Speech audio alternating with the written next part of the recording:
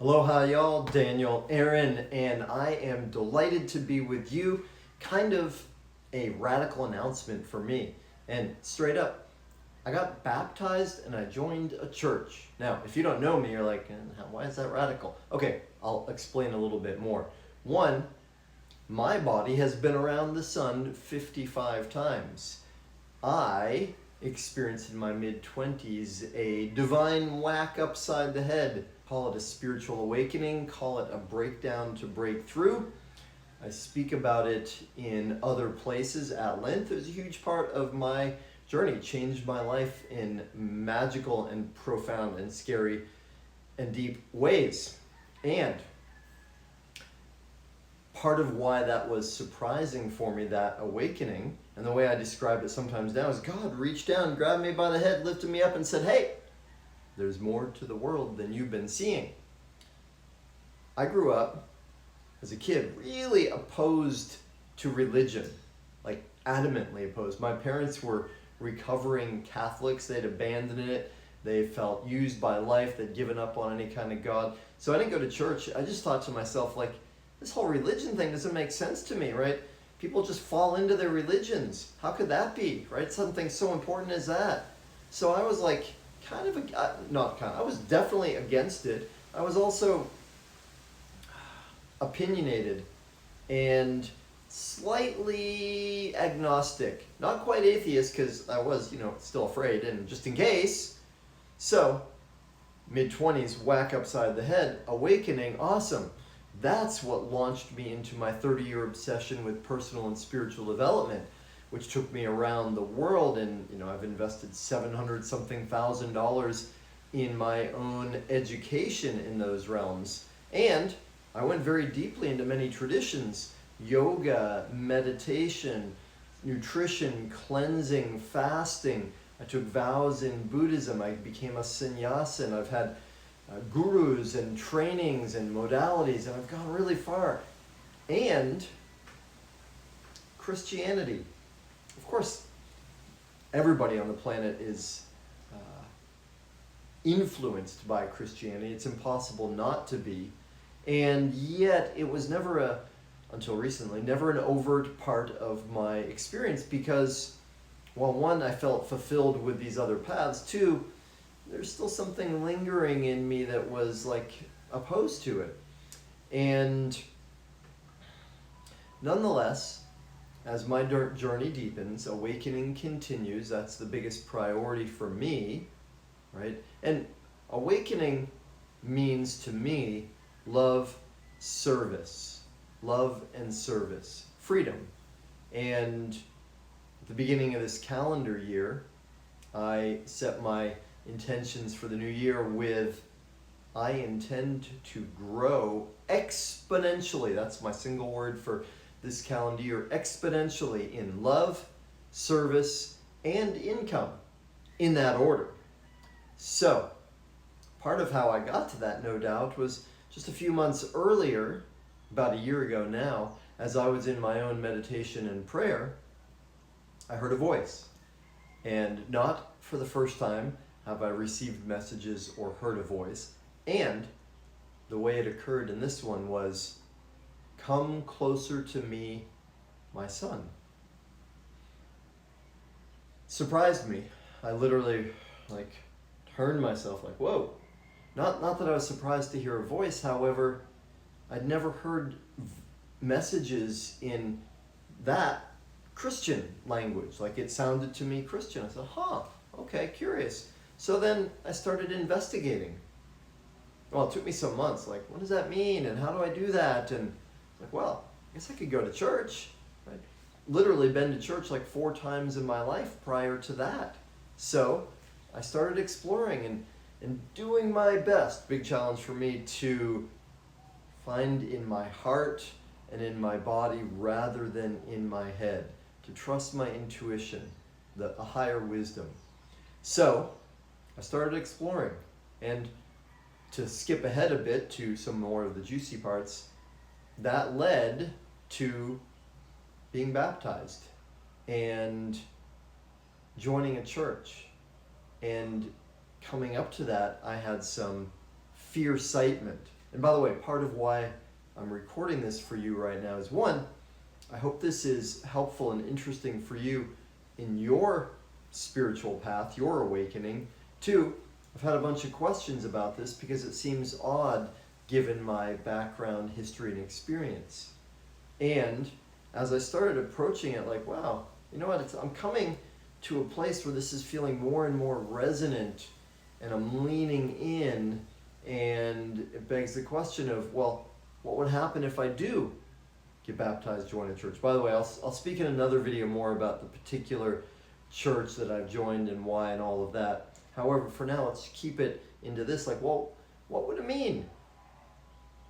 Well, it would mean, for me, a deepening of love and service. Right? It would mean coming into a community of people, right? A community of people, a church, a congregation that are really different from me, right? And a lot of them, the people in this church, have been there forever, as in their whole lives, right? And they haven't traveled around the world and been in all these other traditions and intense therapies and gurus and blah, blah, blah, that I know of. Maybe some have, I don't know. But I'm just, making some generalizations here. And so as I visited church many times, I really felt like an oddball. Like, I don't fit in, was my experience. And partially because there's such a specific language and vernacular around Christianity that I don't really know because I haven't been steeped in it.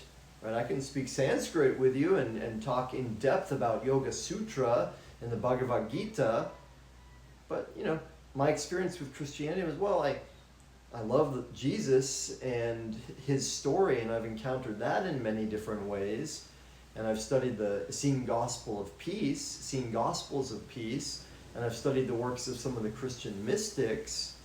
However, I never read the Bible, and I've never been immersed in a church atmosphere where there's a real specific language. I felt uncomfortable.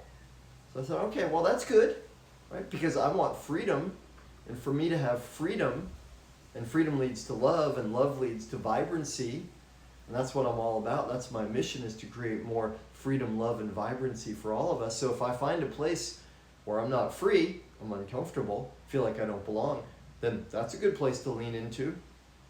So, okay, let's explore that. And then came the question for me of like, well, if I am more involved here with a bunch of people that I feel like are very different than me, and I judge that they will see me as very different from them, well, judge is the key word, because I had fear come up in me that, one, I would judge them. I don't want to judge people, right? I'm human, so it happens. I do my best to unwind it and take responsibility for it. Though here I'm putting myself in a place where there's probably a lot potential, likely, and, right, because I'm weird by a lot of standards, I suspect there's going to be judgment on me. And every time I join something, I don't do it that much, I tend to be quite a hermit. Every time I join something, I tend to make waves. I don't necessarily conform, right? And then all of that, so I sit with all of that and I say, well, okay, so there's some fear-citement. There's some fear because I don't want to judge, and I don't want to be judged, I don't want to feel uncomfortable, and that could lead to drama and problems and misunderstandings. And excitement because, hey, awakening is all about getting free, right? Getting free of the judgments, seeing them. I love the thing that one of my teachers, Byron Katie, says is, if you want to wake up, marry the person who annoys you most, and then do the work. Okay, good.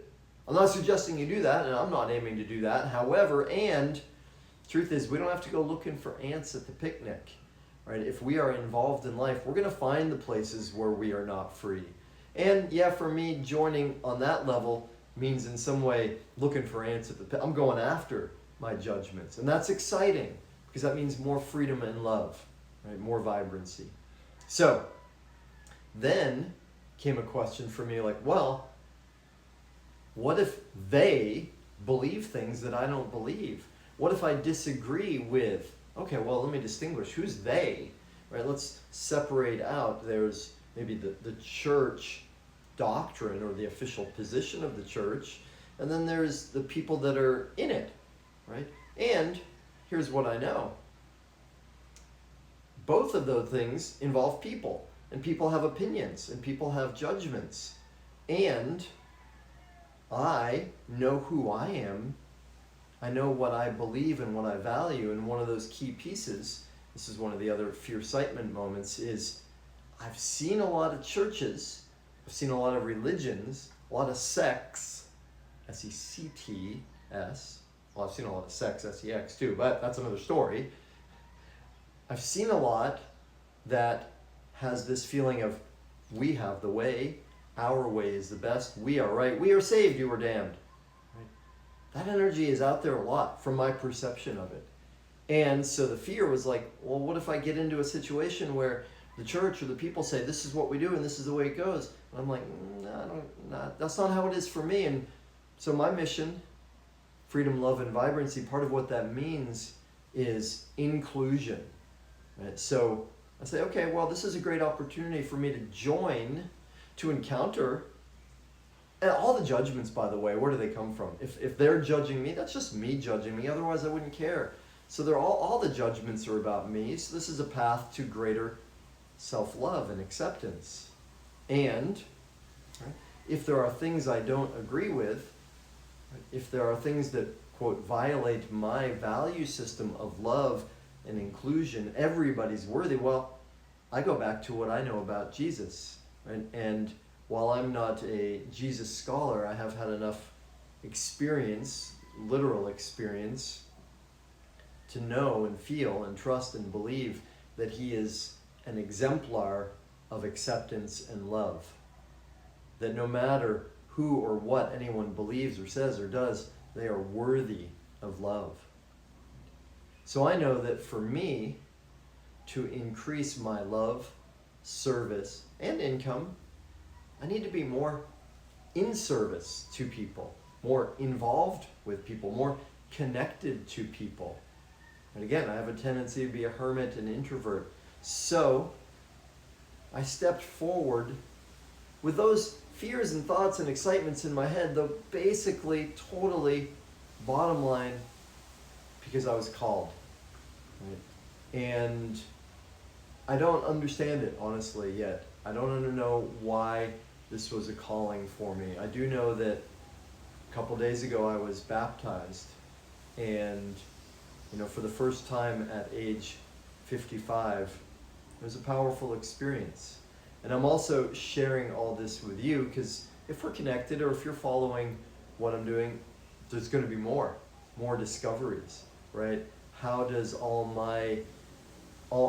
of my experiences and awakenings from the past and lessons and right that $700,000 of personal and spiritual development, all that knowledge and wisdom, how does that work now as I'm walking into this Christian path as well? We'll find out. It's a mystery. It's exciting. So, I hope that is helpful, interesting, innocuous, and if you, one, would like to dialogue more about this, share, I invite that. I'm happy to do that. You can put it in the comments here.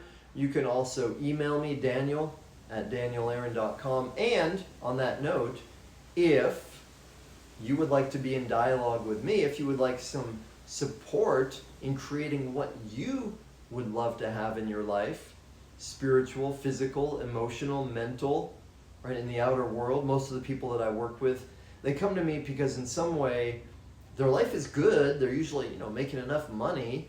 However, there's something that's not optimal, or there's something missing, some level of passion or purpose or prosperity. Even sometimes if they have the money, they don't feel prosperous. And so what I help them to do, what we create together for them, is vibrant living. It's a way of living in the world that is joyous and fulfilled. And yeah, income goes up with that too. That happens for pretty much all of my clients, even the ones that's not why they start working with me. That happens because as we become more, as we become clearer, as we become more free, more loving, and more vibrant, we become more of a gift to the world. And the more we give, the more we receive. All right, y'all. Thank you so much for tuning in. I love you. See you soon. Aloha.